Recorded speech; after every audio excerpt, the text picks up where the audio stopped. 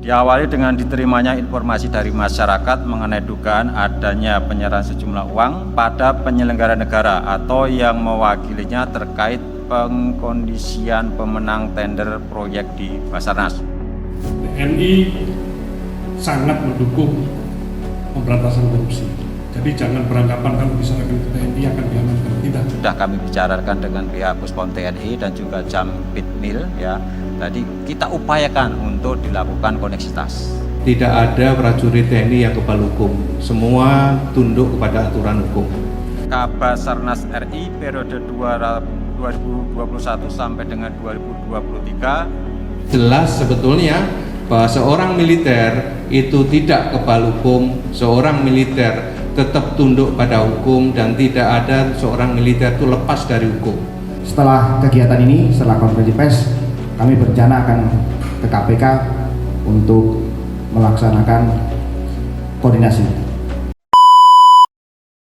Yang terhormat dan Puspom TNI, Kababinkum, Orjen TNI, Jampitmil TNI, kemudian para Puspom TNI baik dari TNI Angkatan Udara, TNI Angkatan Darat, dan TNI Angkatan Laut, dan Puspomal, serta rekan-rekan media yang saya banggakan. Pada siang hari ini kami izin melaksanakan klarifikasi berkaitan dengan OTT yang terjadi beberapa hari yang lalu. Pada siang hari tadi, Panglima TNI melakukan rapat terbatas yang dihadiri oleh Kasum TNI, Kabais TNI, dan ada kami yang ada di sini sekarang berkaitan dengan OTT tersebut. Pada prinsipnya bahwa reward dan punishment yang diterapkan terhadap segenap prajurit TNI bagi beliau sangat konsisten dan jelas. Kemudian yang kedua adalah berkaitan dengan pelanggaran hukum.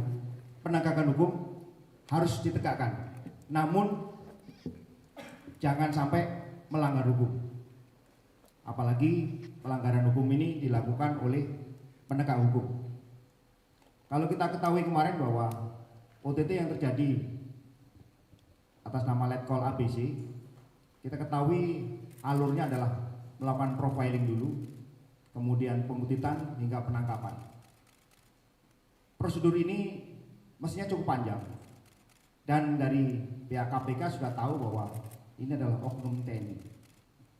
Namun lebih detailnya seperti apa kejadiannya nanti dan Puspom TNI akan menjelaskan. Silakan. Baik, terima kasih. Selamat siang untuk rekan-rekan wartawan. Jadi seperti apa yang disampaikan Kapuspen tadi, izinkan saya untuk menjelaskan kronologis kejadian yang kami terima. Jadi terus terang OTT ini kami terima dari berita media. Jadi setelah mendapat berita tersebut, kami mengirim tim untuk merapat ke KPK. Di sana berkoordinasi untuk yang tertangkap tangan dalam hal ini Letkol ABC sudah berada di sana. Kita dari tim Puspom TNI dengan KPK kita rapat gelar perkara yang pada saat gelar perkara tersebut akan diputuskan bahwa seluruhnya yang terkait pada saat OTT tersebut akan ditetapkan sebagai tersangka karena berdasarkan alat bukti yang sudah cukup. Dari tim kami terus terang keberatan kalau itu ditetapkan sebagai tersangka, khususnya untuk yang militer, karena kami punya ketentuan sendiri, punya aturan sendiri. Namun pada saat press conference ternyata statement itu keluar bahwa Letkol ABC maupun Kabasarnas Marsdia HA ditetapkan sebagai tersangka. Nah, di sini mulai bergulir untuk polemik di media yang pada intinya kami apa yang disampaikan Panglima sebagai TNI harus mengikuti ketentuan hukum dan taat kepada hukum. Itu tidak bisa ditawar. Dan bisa kita lihat siapapun personel TNI yang bermasalah selalu ada punishment-nya tadi kalau Kapus menyampaikan. Setelah kejadian tersebut, setelah hasil pemeriksaan 1 kali 24 jam sesuai dengan ketentuan, Letkol ABC baru diserahkan kepada kami dengan status oleh KPK sebagai tahanan. Tapi terus terang banyak juga teman-teman media yang menanyakan ini kenapa yang Letkol ABC sudah ditahan, yang Basarnasnya belum dilaksanakan penahanan. Terus terang saat itu kami sampaikan, kami belum melaksanakan proses hukum sama sekali. Karena dasar kami melaksanakan proses hukum adalah laporan polisi. Dan saat itu dari rekan-rekan KPK yang melakukan penangkapan belum membuat laporan kepada kami selaku penyidik di lingkungan militer. Jadi status Letkol ABC yang saat itu diserahkan hanya sekedar titipan. Dan seharusnya penyerahan yang bersangkutan ini diikuti dengan barang bukti yang ada pada saat OTT tersebut. Karena barang bukti uang yang ada ditangkap dari atau diambil dari Letkol ABC ini. Siang ini tadi sekitar pukul 10.30 kami baru menerima laporan resmi, ada laporan polisi dari pihak KPK. Disitulah kami baru bisa bergerak melaksanakan proses hukum terhadap 2 personel TNI yang nantinya setelah kita dalami kembali, tentunya dengan bukti-bukti yang cukup akan kita tingkatkan menjadi atau masuk kepada proses penyidikan dan kita tetapkan sebagai tersangka. Tetapi mekanisme penetapan sebagai tersangka ini adalah kewenangan TNI sebagai undang-undang yang berlaku. Jadi pada intinya kita saling menghormati, kita punya aturan masing-masing, TNI punya aturan dari pihak KPK atau itu hukum umum punya aturan juga. Kami aparat TNI tidak bisa menetapkan orang sipil sebagai tersangka. Begitu juga harapan kami pihak KPK juga demikian. Jadi biarkan, mari kita sama-sama bersinergi untuk pemberantasan korupsi. Dan TNI sangat mendukung pemberantasan korupsi. Jadi jangan beranggapan kalau diserahkan ke TNI akan diamankan. Tidak. Silakan, kita akan melaksanakan penyidikan secara terbuka. Rekan-rekan media bisa monitor. Akan aneh kalau yang pihak sipil di proses hukum kejadian yang sama, yang pihak militer dibebaskan. Silakan nanti dipantau. Jadi kita akan menegakkan aturan hukum sebagaimana mestinya. Demikian yang bisa saya sampaikan. Terima kasih. Terima kasih dan Puspom TNI. Poinnya jelas bahwa tegakkan hukum, tapi jangan dilanggar. Seperti apa hukum-hukum yang dilanggar, mungkin dari Kapolpenkum akan menyampaikan. Ya. Rekan-rekan wartawan, sebagaimana Anda ketahui bersama bahwa di Indonesia itu mengenal 4 lingkungan peradilan, yaitu peradilan umum, peradilan militer, peradilan agama, dan peradilan tata usaha negara. Untuk militer itu kemudian ditindaklanjuti dengan Undang-Undang Nomor 31 Tahun 97 tentang peradilan militer. Oleh karena itu, untuk setiap tindak pidana yang dilakukan oleh militer, prajurit aktif itu tunduk kepada Undang-Undang 31 tahun 1997. Selain itu juga tunduk kepada Kitab Undang-Undang Hukum Acara Pidana Undang-Undang Nomor 8 tahun 81. Jadi pada intinya tidak ada prajurit TNI yang kebal hukum. Semua tunduk kepada aturan hukum. Di dalam Undang-Undang Peradilan Militer itu diatur mengenai masalah penyelidikan, penyidikan, penuntutan, proses persidangan, dan juga pelaksanaan eksekusi. Semua sudah ada di sana. Oleh karena itu, di sana juga dengan tegas ditetapkan bahwa bagaimana itu penyelidikan, bagaimana itu penangkapan, bagaimana itu penahanan.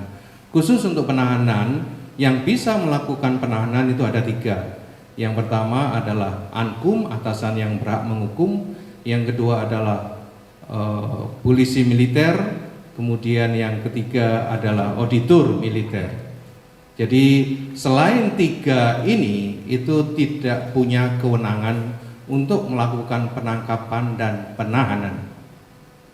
Selanjutnya akan diproses oleh Puspom TNI, Puspom dalam hal ini sebagai penyidik, dan kemudian dilimpahkan ke jaksa militer yang dikenal dengan auditor militer.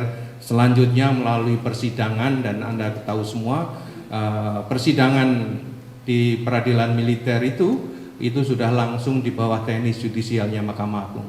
Jadi tidak ada yang bisa lepas dari itu. Selanjutnya terkait dengan penanganan korupsi, sebetulnya antara TNI dengan KPK itu sudah punya pengalaman yang cukup banyak. Dalam proses penanganan korupsi yang lalu itu sebetulnya di splitting atau dipisah. Jadi yang sipil diperiksa diproses di KPK, sedangkan militer diperiksa di Puspom TNI atau di lingkungan TNI. Di dalam proses pemeriksaan penyidikan, KPK ada di dalam ruangan yang sama dengan penyidik Puspom TNI. Jadi sebetulnya ketika bicara pemberantasan korupsi itu sudah ada prosedur yang saya kira berjalan dengan baik. Karena apa? Karena semuanya berakhir dengan putusan yang saya kira sangat baik. Di dalam perkembangannya dikenal dibentuk Jampitmil. Jampitmil itu sebetulnya dalam konteks koneksitas. Pengalaman juga bahwa Jampitmil sampai sekarang ini Anda tahu juga memproses perkara TBP dan juga satelit orbit 123. Jadi jelas sebetulnya bahwa seorang militer itu tidak kebal hukum, seorang militer tetap tunduk pada hukum, dan tidak ada seorang militer itu lepas dari hukum. Akan tetapi prosesnya militer itu punya prosedur sendiri, punya aturan sendiri. Yakinlah bahwa tidak akan ada immunity terkait dengan pelaku tindak pidana yang dilakukan oleh militer. Saya kira demikian, Kapuspen. Terima kasih Kapolbinkum TNI. Silakan Jampitmil atau gitu. Baik, terima kasih rekan-rekan wartawan. Mohon izin. Atasan. Saya Jampitmil, saya Maijen Indrajit. Jadi kami hadir di sini sebenarnya untuk memastikan bahwa tindak pidana ini adalah tindak pidana yang dilakukan oleh orang sipil dan militer. Dan itu sebenarnya sudah diatur dalam undang-undang, yaitu di pasal 89 Undang-Undang 81 Undang-Undang Nomor 8 Tahun 81 tentang Kitab Undang-Undang Hukum Pidana. Jadi landasan dasar hukum dari Jampitmil ini adalah koneksitas. Jadi dikatakan koneksitas karena ada koneksi, ada perbarengan tindak pidana dilakukan oleh orang sipil dan militer. Nah, kami ini dilahirkan dari undang-undang, ini yang ditangani oleh Jampitmil. Selama ini seperti tadi disampaikan oleh Kababinkum, Jampitmil sudah melaksanakan proses hukum terhadap tindak pidana yang dilakukan oleh orang sipil dan militer, yaitu perkara TWP dan masalah satelit Artemis. Ini kami memastikan bahwa karena ini tindak pidana ini dilakukan oleh bersama-sama orang sipil dan militer, seyogianya bisa ditangani oleh Jampitmil. Ini kenapa? Supaya lebih memudahkan.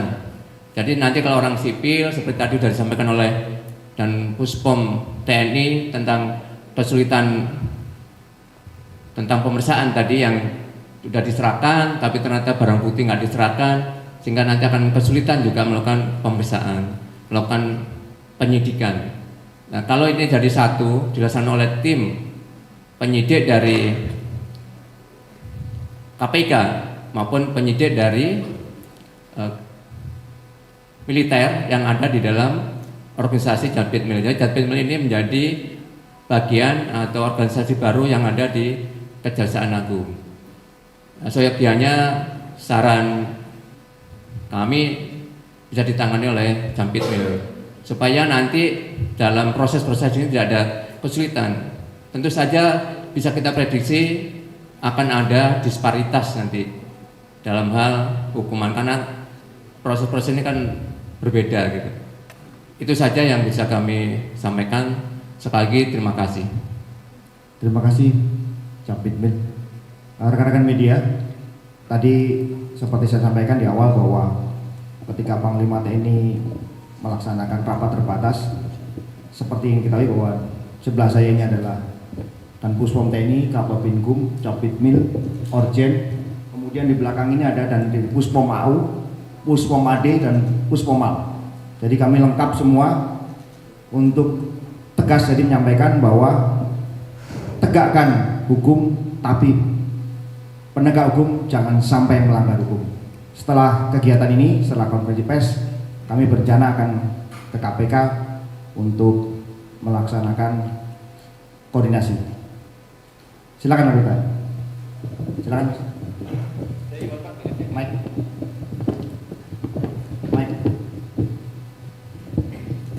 Cek. Izin Pak, saya Iwan dari CNN. Untuk Dan Puspom, pertanyaannya adalah, apakah, saya mau menegaskan aja, apakah berarti ini ada pelanggaran prosedur yang dilakukan oleh pihak KPK?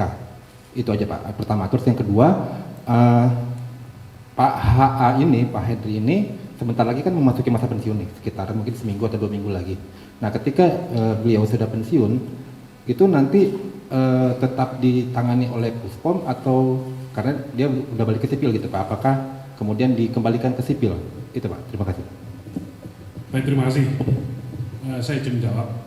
Jadi menurut kami apa yang dilakukan oleh KPK untuk penetapan personil militer sebagai tersangka menyalahi ketentuan.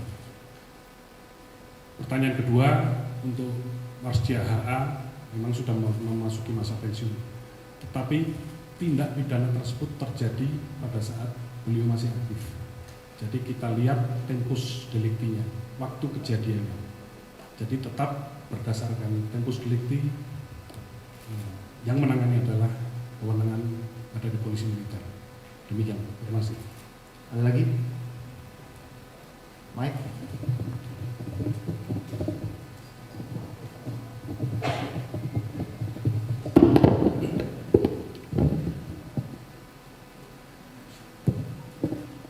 Izin Bapak, Gita Irawan Pak dari tribunnews.com. Mau tanya Pak, ada kemarin beredar kabar juga kalau kemarin pas dia HA ini sempat menemui dan Puspom juga Pak, apa betul kabar tersebut dan kemudian apa yang dibahas gitu Pak dalam pertemuan tersebut. Kemudian yang kedua, saat ini posisinya Marsdia HA dan juga Letkol ABC ini ada di mana Pak? Apakah sudah ditahan atau memang masih dalam proses pendalaman gitu? Terima kasih, itu aja Pak. Baik, terima kasih. Jadi betul, Marsdia HA sempat menemui saya, tapi bukan dalam arti ada sesuatu, tidak, tetapi sebagai bentuk pertanggungjawaban beliau. Beliau karena di KPK sudah merasa ditetapkan sebagai tersangka, kalau boleh dikatakan beliau menyerahkan diri. Saya akan bertanggung jawab terhadap semua ini. Jadi itu salah satu sifat gentleman beliau yang saya katakan. Jadi beliau menanyakan terus apa langkah-langkah apa yang terhadap saya harus dilakukan. Itu yang beliau tanyakan. Jadi saya jelaskan nanti prosedurnya seperti ini. Semua saya jelaskan dengan terbuka. Kooperatif. Hanya itu pesan saya, minta saya kooperatif dengan penyidik pada saat proses hukum ini. Terus yang kedua, tadi masalah posisi siang ini terus terang yang tadi saya sampaikan, saya baru menerima laporan polisi. Jadi kalau ibaratnya proses hukum adalah satu ruangan, kuncinya itu baru saya terima siang ini. Jadi kemarin yang ada penetapan tahanan dan yang lain-lain, ya kami belum bisa masuk ruangan, belum bisa melaksanakan proses hukum. Jadi setelah kami pegang kunci, kami baru bisa melaksanakan penahanan, penyitaan, penggeledahan, dan yang lain-lain sebagaimana proses hukum yang berlaku. Jadi itu, terima kasih. Ya, izin Pak, Yogi dari CNN. Mau bertanya, berarti kalau untuk bagi TNI, untuk kedua anggota ini belum berstatus tersangka ya Pak sampai saat ini. Dan satu lagi tadi Bapak bilang bahwa penetapan tersangka dari KPK ini kan menyalahi ketentuan. Itu ketentuan yang Undang-Undang Peradilan Militer tadi atau yang mana Pak? Ya. Jadi beliau berdua belum kita tetapkan sebagai tersangka karena kita baru terima laporan hari ini. Nanti kita kembangkan termasuk dari tentunya kita akan koordinasi dengan KPK bukti-bukti apa yang sudah didapat. ini mau alat bukti sehingga kami bisa mengambil langkah lebih lanjut, meningkatkan proses penyelidikan sama dengan yang di KPK menjadi penyidikan. Di situ baru nanti akan kita tetapkan sebagai tersangka. Terus yang kedua, masalah ketentuan di peradilan militer itu sudah jelas bahwa kita TNI ada kekhususan, ada undang-undang tentang peradilan militer 31 tahun 97. Nah itu yang kita gunakan. Ya KPK dan yang lain-lain punya juga. Harapan kami semua tentunya sebagai penegak hukum untuk memberantas korupsi ini, mari kita ikuti aturan yang ada pada masing-masing. Demikian. Terima kasih. Terima kasih. Kamu Pintu menambahkan. Jadi prosedurnya tadi yang sampaikan sudah benar, dan saya tadi juga menyinggung bahwa kita sebenarnya sudah punya pengalaman. Dulu ketika KPK memeriksa perkara korupsi dan pelakunya itu sipil dan militer, ketika menyentuh kepada militer itu KPK langsung komunikasi sama kita, tidak kemudian langsung ditahan, ditetapkan status, kemudian di framing, di broadcast gitu, enggak, ditetapkan kita, terus kemudian kita dalami bersama dan kemudian kita sampaikan bersama gitu. Ya. Silakan. Ya. Anda bisa belakang. Selamat siang semuanya Pak. Izin saya Leo dari TV One Pak. Saya ingin bertanya terkait dengan korupsi yang dilakukan kedua tersangka dari TNI itu tuh dalam bentuk seperti apa? Dan yang kedua, siapa saja nih Pak yang terlibat dari internal TNI sendiri? Karena kan kita tahu bahwasannya adanya pengandaan barang dan jasa itu sudah dimulai pada tahun 2021 dan kemudian adanya pengandaan barang dan jasa lagi kemudian di tahun 2023 yang kemudian ditetapkan dua tersangka dari TNI. Nah kemudian apakah akan ada pemeriksaan dari internal TNI sendiri Pak terkait dengan kita tahu bahwasannya ini kan ada pengandaan barang dan jasa tersebut dari tahun 2021 sampai tahun 2023. Terima kasih Pak. Terima kasih Mas. Jadi rekan-rekan tahu kan bahwa profiling ini sudah dilakukan sejak 2021. Ya, sejak 2021. Namun kami baru tahu kejadiannya kemarin dari media. Silakan. Baik, terima kasih. Jadi masalah korupsi yang dilakukan terus terang sampai dengan saat ini kami belum menerima data resmi apa yang sudah didapat oleh pihak KPK. Nanti kami siang ini akan ke sana berkoordinasi, istilahnya bahan-bahan apa saja, bukti-bukti apa saja yang sudah didapat yang bisa kita gunakan untuk memeriksa kedua orang ini. Nanti pengembangannya sampai di mana kita lihat. Saya belum berani memastikan apakah ini berkembang atau tidak, karena saya belum sampai dengan saat ini kita belum menemukan bukti atau data-data dari KPK. Demikian.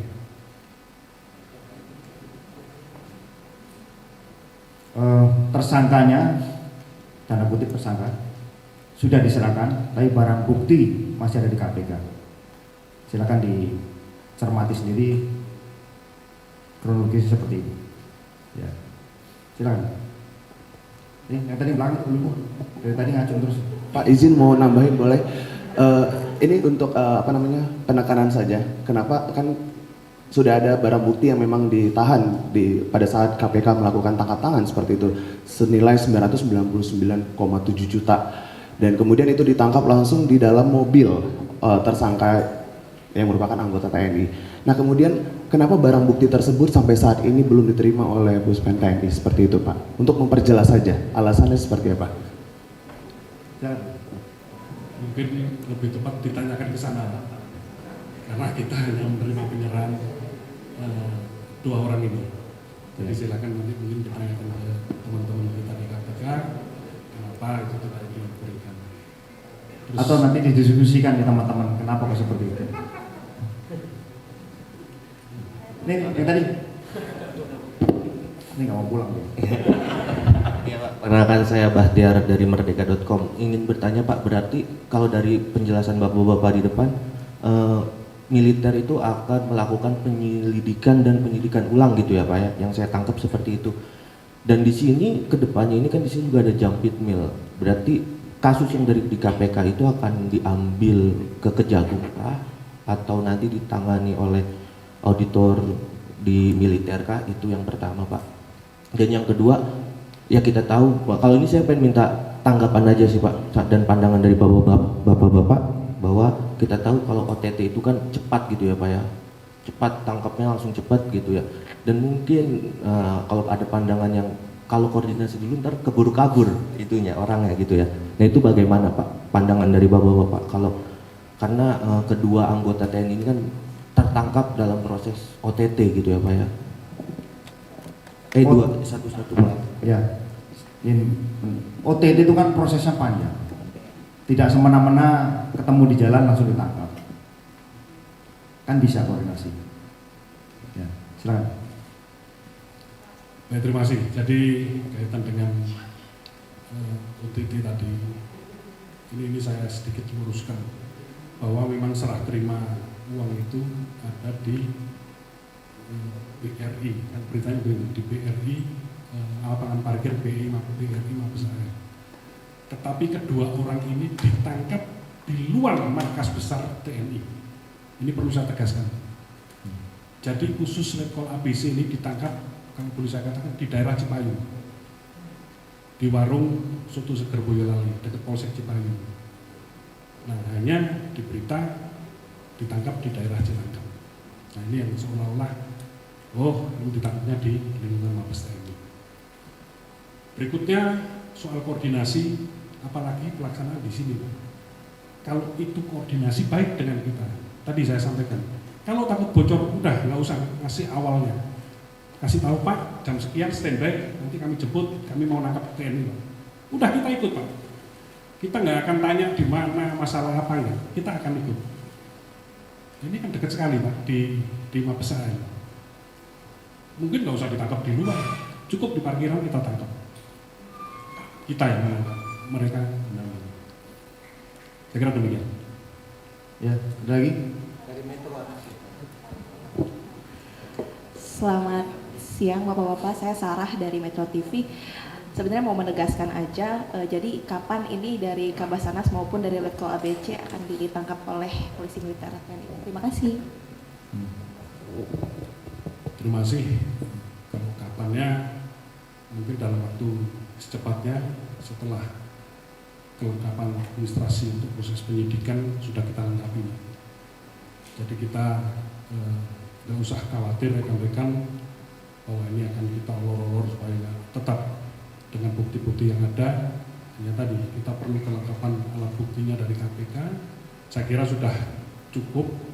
Dan kita misalkan melakukan penyelidikan sebagai prosedur sebelum ke penyidikan, itu saya kira tidak perlu terlalu lama. Karena apa yang sudah dilakukan KPK tentunya sama dengan apa yang kita perlukan. Jadi demikian. Ya, Mbak dari Mabes TNI Mbak. Itu loh Mabes TNI. Oke Pak, saya Rizka dari Kompas TV, selamat sore. Kalau misalkan tadi kita berbicara soal proses penangkapan dan penetapan tersangka gitu kan dari militer, ini juga punya cara sendiri, dari KPK punya cara sendiri. Nah saya ingin bertanya terkait dengan nanti jalur ataupun proses selama berjalannya proses hukum gitu ya Pak ya. Apakah nanti ini akan paralel bersama dengan KPK ataupun nanti akan saling silang? Ini kan akan ada saksi-saksi lain yang mungkin juga bukan dari anggota militer gitu Pak. Nanti akan seperti apa prosesnya Pak? Mohon penjelasannya. Terima kasih. Terima kasih Pak. Baik, terima kasih. Jadi prosesnya soal kecepatan proses penyelesaian di masing-masing saya kira. Tapi saya kira tidak akan berbeda waktunya terlalu lama. Dan mekanismenya sama, mulai proses penyidikan oleh KPK, masuk ke penuntutan kalau kita oleh auditor, mereka oleh jaksa KPK, terus sampai ke proses persidangan. Yang berujung nanti kalau sampai kasasi ada di satu tempat juga di Mahkamah Agung. Tetapi terkait dengan mekanismenya sama Mbak. Untuk tersangka militer kita memerlukan saksi dari yang sipil yang ada di KPK. Begitu juga tersangka sipil yang ada di KPK, saksinya adalah dari militer. Jadi nanti untuk Marsdia AA maupun Letkol ABC akan diperiksa juga oleh KPK sebagai saksi. Nah soal mekanisme pemeriksaannya di mana itu teknis. Terima kasih. Ada lagi? Mas? Terakhir ya? Karena kami akan segera menuju ke KPK. Baik.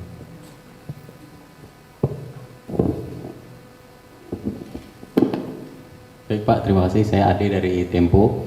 Ingin menegaskan aja Pak, artinya kan tadi kan disebutkan bahwa profiling dari Kabasarnas ini dari tahun 2021 gitu ya. Artinya komitmen dari TNI ini untuk pemberantasan korupsi ini seperti apa sih Pak? Artinya kan kalau bisa dikatakan ini kecolongan oleh KPK gitu ya, kalau boleh dikatakan gitu. Nah, berbicara dari dari TNI-nya sendiri, komitmen untuk misalnya untuk mencegah atau tindakan korupsi ini bagaimana gitu Pak? Mungkin itu. Terima kasih Mas. Sebetulnya beliau ini kan bukan dari TNI aktif, TNI yang ada di tubuh TNI sendiri, tapi di luar TNI. Jadi tidak bisa disebutkan sebagai kecolongan. Internal TNI sudah melakukan namanya waskat, baik itu dipimpin oleh Irjen masing-masing Kotama sampai ke Inspektorat di Mabes TNI. Sudah sangat kuat melekat. Kemudian perintah harian Panglima TNI juga sangat jelas mengenai Sabta Marga, Sumpah Prajurit dan sebagainya. Nanti akan di-share. Jelas perintah harian Panglima TNI nomor 1, 2, 4 dan 6 misalnya. Itu bisa jelas disebutkan bahwa itu adalah pagar-pagar bagaimana TNI untuk berperilaku. Pada prinsipnya rekan-rekan media maupun masyarakat Indonesia sudah paham betul siapa Laksamana TNI Yudo Margono. Hanya ada hitam dan putih. Kalau bagus ya dikasih reward, kalau jelek ada pelanggaran hukum jadi punishment. Dan punishment sangat jelas, bisa dicek di berbagai sumber bagaimana ketegasan beliau dalam memimpin. Jadi tidak usah ragu-ragu dari masyarakat maupun rekan-rekan media bahwa ini akan dilaksanakan secara terang benderang apa yang disampaikan oleh Dan Puspom tadi. Bisa diikuti perkembangannya seperti apa. Demikian. Terima kasih. Sudah saya? Dari mana Mas? Ya. Koran Tempo. Polisi, saya mau tanya keterkaitan korporasi dalam kasus rasuah ini, yaitu PT PT Kindah Utama dan komisarisnya Roni Aidil terhadap kasus rasuah ini. Nah, itu kan di korporasi tersebut mencantumkan bahwa dia adalah supplier spare part bagi TNI AU. Nah, kira-kira dari hal ini gitu, korporasi ini apa keterkaitannya dalam kasus yang sedang ditangani oleh KPK dan TNI ini? Terima kasih Pak. Baik, terima kasih. Jadi kembali saya sampaikan bahwa kita sama sekali sampai sekarang belum diberikan data-data soal nanti ada pengembangan lain, itu nanti teknis di lapangan. Tapi kita tentunya akan fokus penyelesaian kepada kejadian yang ada di Basarnas ini. Jadi supaya fokus cepat selesai. Jika ternyata nanti ada tambahan data dari KPK di luar permasalahan ini, tentunya kita akan dalami. Demikian. Ya. Terima kasih rekan-rekan media. Saya sangat berharap bahwa rekan-rekan media mampu membantu kinerja kami, turut mengawasi kinerja kami sehingga TNI tetap menjadi garda terdepan dalam menjaga kedaulatan bangsa ini. Terima kasih. Wassalamualaikum warahmatullahi wabarakatuh. Om Santi Santi Santi. Yang mau ikut KPK silakan.